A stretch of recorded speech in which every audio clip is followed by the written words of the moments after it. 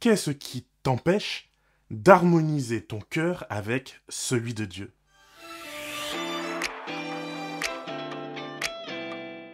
C'est personnellement, je trouve, une très bonne question. Parce que très souvent, lorsqu'on parle de mission et donc d'évangélisation, on pense à ce qu'on doit faire pour être un bon vendeur de l'Église.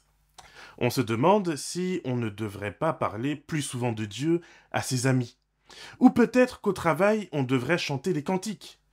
Ou encore, peut-être qu'on devrait s'assurer que les parents à l'école de nos enfants aient bien reçu au moins un, voire deux tragédies des siècles. Non, parce qu'après tout, tout le monde sait qu'un bon chrétien, il se doit d'être contagieux, il se doit de se montrer, il ne peut pas rester silencieux. Et bien sûr, il y a du vrai dans tout cela, il y a bien sûr une part de vérité dans ces affirmations. Mais malheureusement, le plus important est souvent mis de côté. On se concentre tellement sur ce qu'on devrait faire, sur comment imiter mon voisin à l'école du sabbat, qui chaque semaine a tellement de belles histoires à raconter. Certaines personnes semblent être des aimants à histoires racontables, sensationnelles à l'église. Je ne sais pas pour toi, mais je rencontre souvent des personnes qui ont des vies si passionnantes que j'ai parfois l'impression de perdre mon temps spirituellement. Et je dis, mais Seigneur, pourquoi pas moi? J'ai parfois l'impression de parler en ce qui me concerne à un mur, alors que d'autres juste à côté sont déjà au troisième ciel. Et bien sûr, encore une fois, dans ma vie, je me suis trouvé tout plein d'excuses pour essayer de comprendre, pour essayer d'expliquer pourquoi, après tout, c'est peut-être parce que je n'étais pas concerné par ces choses. Peut-être qu'il me manquait des dons. La comparaison est un lent poison, mais qui finit toujours par tuer sa victime. Si je me compare, je trouverai toujours une personne qui fait mieux, et si je suis d'humeur à la culpabilisation, alors évidemment je me sentirai coupable. Mais je trouverai aussi toujours une personne qui fait moins que moi. Et si je suis d'humeur à me sentir supérieur aux autres, alors là encore, je trouverai toujours l'occasion pour une fierté mal placée. Alors qu'en réalité, nous sommes avant tout des êtres humains. Cela veut dire concrètement que nous avons des limites, mais nous avons aussi des dons absolument surprenants. Nous sommes à la fois faits de chair, de sang, d'os qui se brisent, qui se fatiguent, qui s'usent. Mais nous sommes également à la fois porteurs de quelque chose d'indescriptible. Nous sommes porteurs d'une essence, d'une image, d'un je ne sais quoi qui pousse l'humain à créer, à inventer, à se surprendre et surtout à regarder vers le ciel et à rechercher ce divin qui nous rattache à Dieu. Nous sommes un dilemme ambulant. C'est ainsi, on n'y peut rien. Et chacun puise, selon la période de sa vie, soit tantôt des raisons de fierté, soit tantôt des raisons de honte. Alors, je ne sais pas où tu en es dans ta vie. Je ne sais pas quelle est ton expérience actuelle dans ce monde-ci. Mais laisse-moi te dire que Dieu a prévu pour toi quelque chose qui va absolument te surprendre. Dieu a prévu dans ta vie quelque chose qui va surprendre ton entourage. Mais bien sûr, dans ce plan de Dieu, nous avons une responsabilité. Nous devons croire, nous devons faire confiance. Nous devons laisser Dieu agir. Je vais d'ailleurs te montrer dans cette capsule comment, même dans notre réticence, même dans nos limites flagrantes et dans nos péchés, Dieu se révèle. Il nous montre les projets de vie abondants qu'il a prévus pour nous. Je sais que cela ne se voit pas, surtout quand je suis devant la caméra comme maintenant. Mais je suis un introverti souffrant d'anxiété sociale. Les foules m'effraient. Je ne me sens pas bien dans un public que je ne connais pas. Et si je peux rester dans un environnement sûr et connu, alors je le fais sans hésiter.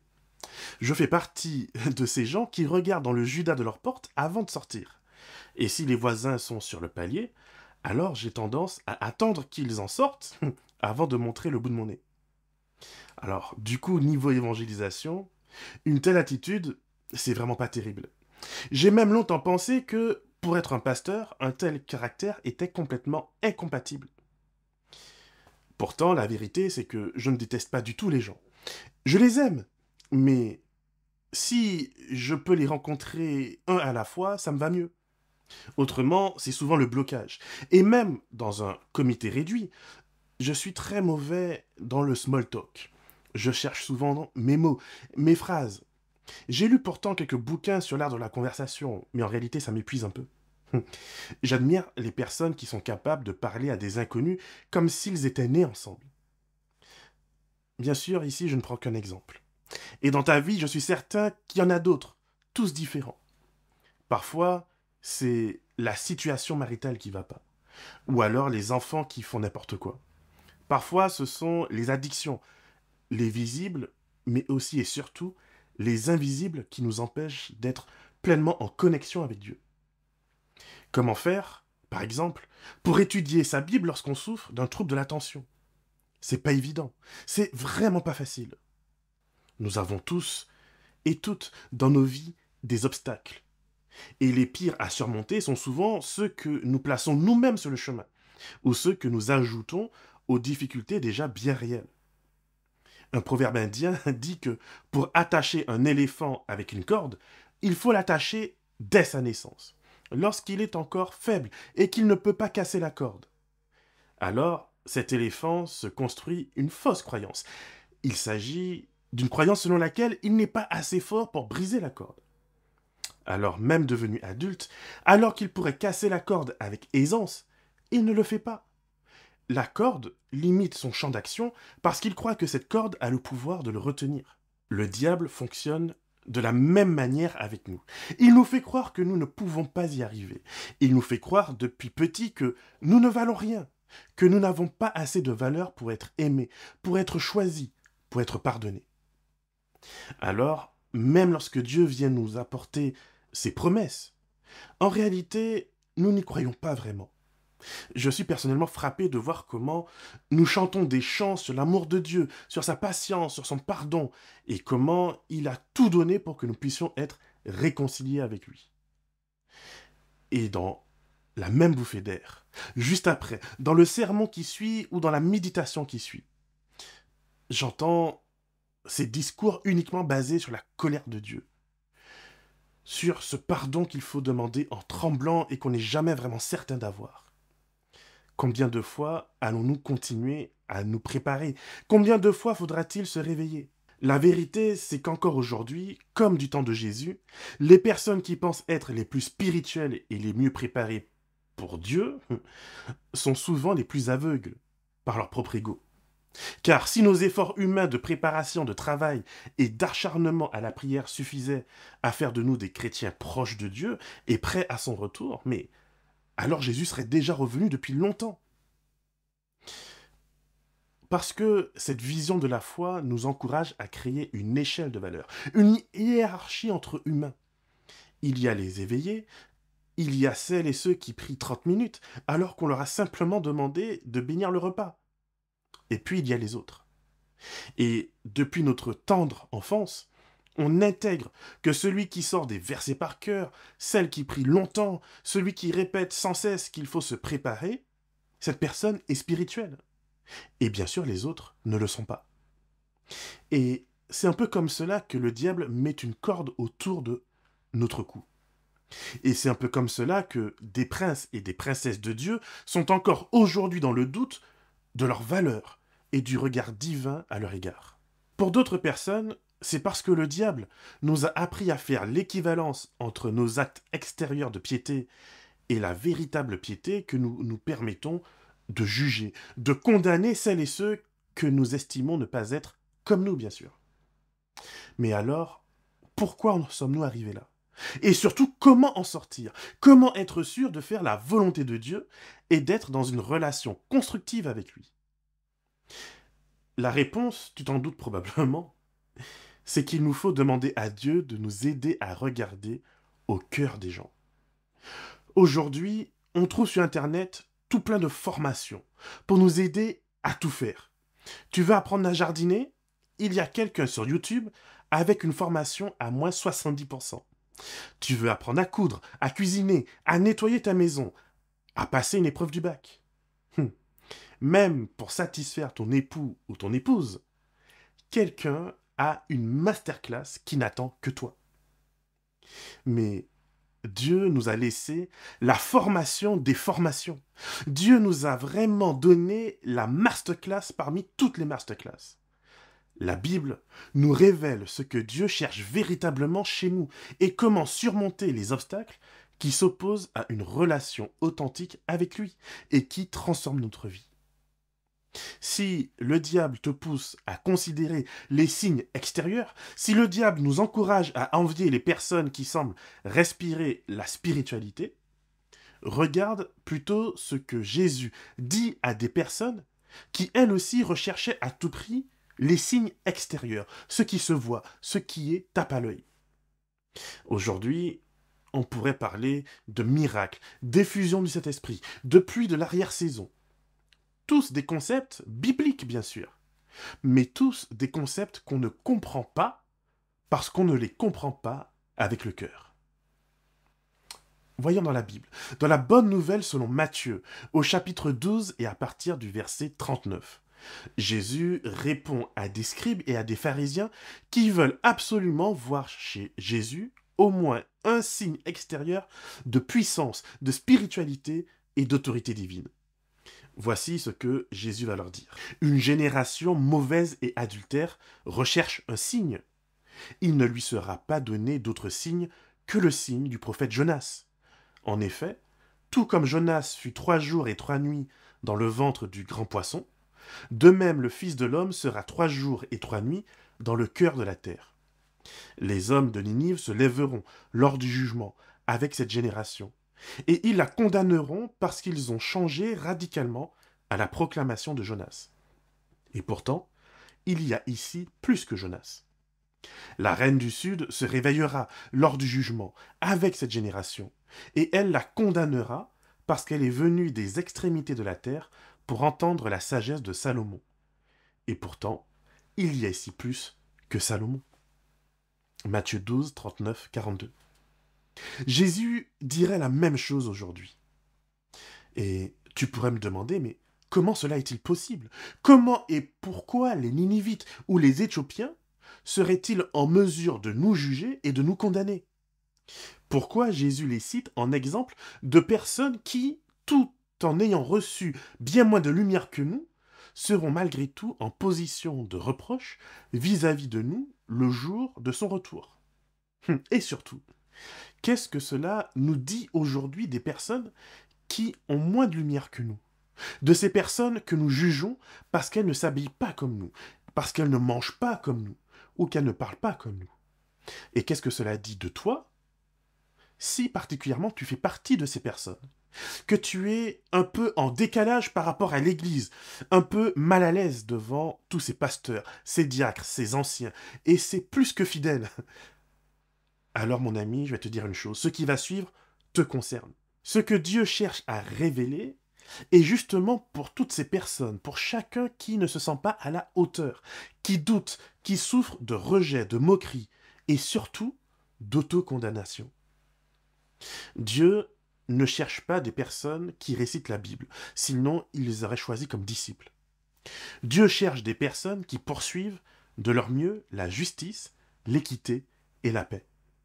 C'est là justement l'histoire de ces gens dont Jésus parle dans le passage de Matthieu que nous venons de voir ensemble.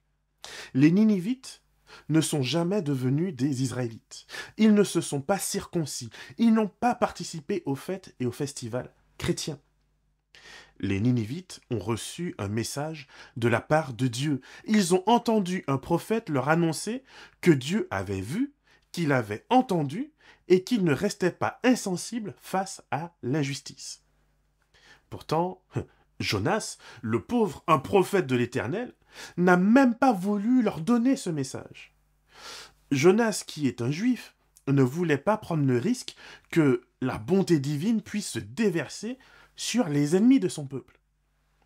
Le problème de Jonas, comme le problème de nous aujourd'hui, son plus grand obstacle, ce n'était pas qu'il ne connaissait pas le caractère de Dieu. Au contraire, il dit qu'il le connaît. Le plus grand souci de Jonas est donc de trop bien connaître Dieu. Et oui, Jonas connaissait si bien Dieu qu'il ne voulait pas faire sa volonté car elle était contraire à la sienne. N'est-ce pas une belle tragédie. N'est-ce pas une belle ironie? La plupart d'entre nous, nous pensons que si nous n'arrivons pas à faire la volonté de Dieu, c'est parce que nous ne le connaissons pas assez. Nous pensons que si nous lisons davantage la Bible, si nous prions plus, si nous étudions plus, si nous évangélisons plus, si nous allions plus souvent à l'église, tiens, quelle idée. Bref, si nous mettions plus de quelle que soit la chose qui trotte dans ton esprit en ce moment, nous pensons qu'alors, à ce moment-là, faire la volonté de Dieu viendrait naturellement. Or, j'ai une mauvaise nouvelle.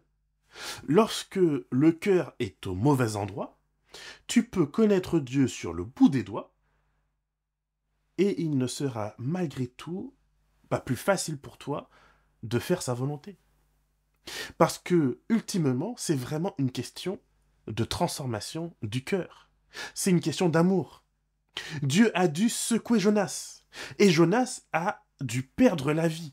C'est en réalité ce qui est dit dans le texte, à travers cette histoire de poisson.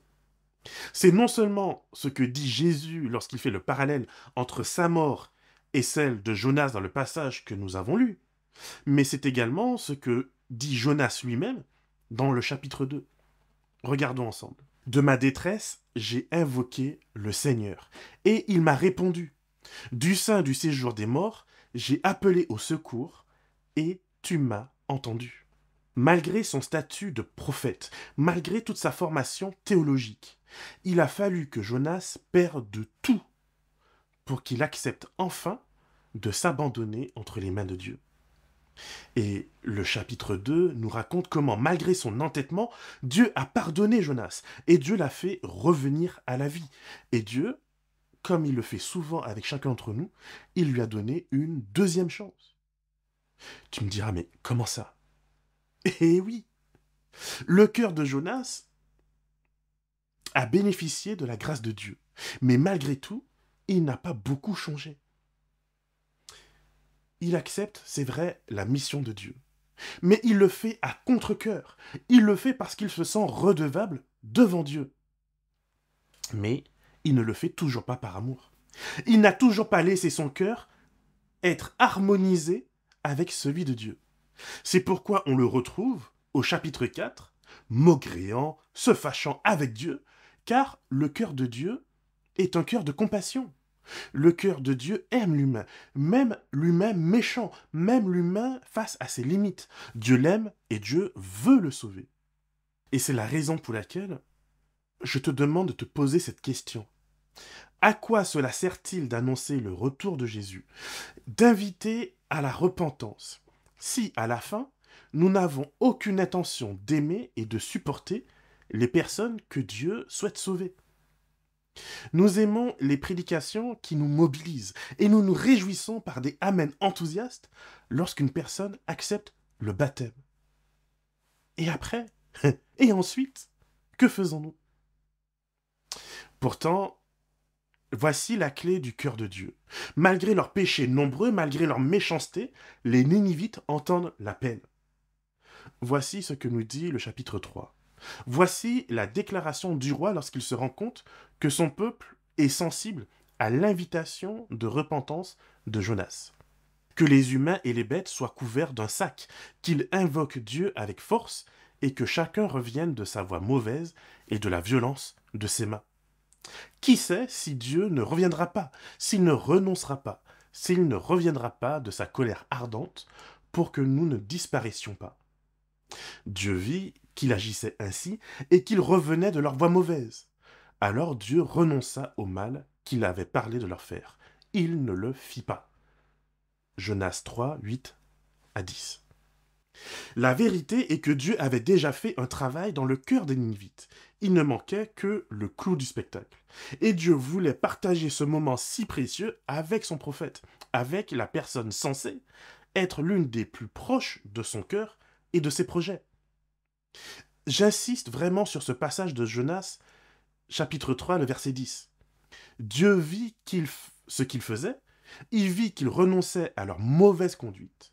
Alors Dieu regretta le mal dont il les avait menacés et ne le fit pas. Mais Jonas n'a pas pu partager la joie de son Dieu. parce que son cœur était ailleurs. Il avait mis les Ninivites dans une boîte, dans une case. La clé donc de la mission, la clé du cœur de Dieu, c'est d'inviter les humains à ne plus s'entretuer, à ne plus se voler les uns les autres, à ne plus manifester de la violence et de la tromperie dans leurs valeurs quotidiennes. Le point de bascule, le point de jugement, mon ami, portera sur ces choses. C'est pourquoi la reine de Saba est mentionnée. Pourtant, mais qu'a-t-elle fait de si extraordinaire? Pourquoi Jésus parle-t-il d'elle? En réalité, dans la Bible, on ne sait pas grand-chose de sa vie. Mais pourtant, on sait une chose qui est capitale. Lorsqu'elle a entendu qu'il existait un homme juste et droit, elle a voulu en savoir plus. Elle a cherché la justice au point d'abandonner son royaume pour venir à la rencontre du roi Salomon, qui a pu l'introduire à Dieu. Magnifique, n'est-ce pas? Poursuivre la justice et l'équité, c'est également l'invitation que le prophète Daniel fait à son roi. Lorsque Nebuchadnezzar reçoit cette terrible vision qui lui annonce qu'il sera coupé comme un arbre et qu'il se comportera comme un animal pendant 7 années. Daniel le supplie d'arrêter la méchanceté, d'arrêter l'injustice et la violence. Nous disons très souvent rechercher la sainteté de Dieu. Quelle folie quand je vois les mêmes personnes être les premières à user de violence au nom de leur foi et de leurs convictions. Jésus nous dit que la véritable perfection, la véritable sainteté se trouve dans l'amour qui va jusqu'à aimer ses ennemis. Jonas nous révèle connaître cela de Dieu. Et pourtant, Jonas nous montre un être spirituel, mais qui refuse d'harmoniser son cœur. Voilà ce qu'il va dire de sa propre bouche. C'est ce que je voulais éviter en fuyant de Tarsis. En effet, je savais que tu es un Dieu de grâce et de compassion, lent à la colère et riche en bonté, et qui regrette le mal que tu envoies. Maintenant, Éternel, prends-moi donc la vie, car mourir vaut mieux pour moi que vivre. Jonas, comme beaucoup encore aujourd'hui, préfère passer à côté de la vie éternelle plutôt que d'accepter d'ouvrir pleinement son cœur à la volonté de Dieu. Sauver des vies, y compris les vies qu'on juge indignes, qu'on juge être des meurtriers, des voleurs, aimer et accompagner des personnes qui sont adultères, qui vont à l'église le mauvais jour et qui ne comprennent pas la moitié de nos doctrines chrétiennes. Aimer le pécheur non pas sur la base de son mérite, mais sur la base de sa volonté à changer de vie. Mon ami, je t'invite à ne pas faire la même erreur. Ne laisse pas tes obstacles personnels devenir un obstacle à ta relation avec Dieu. Il se peut que tes obstacles soient ces limites que tu vois devant toi, mais il se peut aussi que tes obstacles soient le regard que tu portes sur les autres et sur Dieu. Quelle que soit la nature de tes obstacles, tu peux dès à présent, et comme Jonas, invoquer le Dieu de la vie, le Dieu qui promet de rouler les pierres qui bloquent l'entrée de ton cœur et de ramener à la vie même les cœurs les plus endurcis. Ce Dieu t'appelle aujourd'hui à déposer à ses pieds tes fardeaux et à lui faire confiance pour ton avenir. La seule chose qu'il demande de nous en retour, à cet instant précis, c'est de savoir si oui ou non tu es prêt à harmoniser ton cœur avec le sien. Es-tu prêt à accepter le chemin de l'amour radical, celui qui va jusqu'à aimer ses ennemis? Es-tu prêt à suivre Dieu jusqu'au bout? Ou, malheureusement, comme Jonas, es-tu prêt uniquement à louer Dieu pour les bénédictions et les délivrances qu'il apporte dans ta vie, sans pour autant accepter qu'il touche ton cœur et qu'il te pousse à aimer les personnes que tu juges être en dehors de sa grâce? Je te laisse réfléchir et je prie pour toi, que le Dieu qui a pu toucher les Ninivites puisse aussi aujourd'hui toucher ton cœur. Que le Seigneur te garde et te bénisse, et qu'il fasse de toi une source de bénédiction pour l'éternité.